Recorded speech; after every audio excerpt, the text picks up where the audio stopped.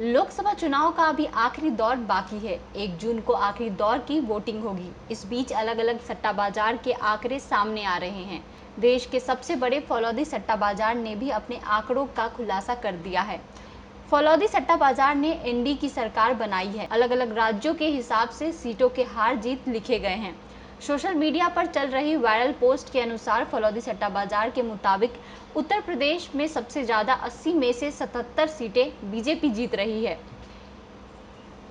महाराष्ट्र में 48 में से 41 सीटें, बिहार में 40 में से 38 सीटें, आंध्र में 25 में से 18 सीटें, बंगाल में 42 में से 25 सीटें, तमिलनाडु में 39 में से 5 सीटें, मध्य प्रदेश में 29 में से 28 सीटें, कर्नाटक में 28 में से 25 सीटें, राजस्थान में 25 में से 23 सीटें, उड़ीसा में 21 में से 13 सीटें, केरल में 20 में से 2 सीटें, तेलंगाना में 17 में से 8 सीटें, असम में 14 में से 13 सीटें, झारखंड में 14 में से 12 सीटें, पंजाब में 13 में से 3 सीटें, छत्तीसगढ़ में 11 में से 10 सीटें, हरियाणा में 10 में से 8 सीटें, दिल्ली में 7 में से 6 सीटें, जम्मू कश्मीर में 5 में से 3 सीटें, उत्तराखंड में 5 में से 5 सीटें, हिमाचल प्रदेश में 4 में से 3 सीटें, अरुणाचल प्रदेश में 2 में से 2 सीटें। इसके अलावा गोवा, त्रिपुरा, मणिपुर, मेघालय, चंडीगढ़, लेह लद्दाख, दादर नागर हवेली,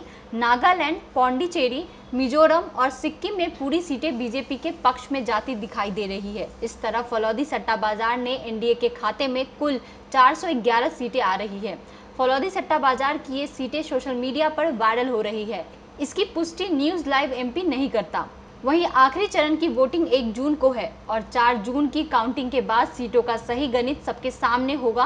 तब तय होगा कि किस दल ने कितनी सीटों पर जीत हासिल की और किसकी सरकार बन रही है।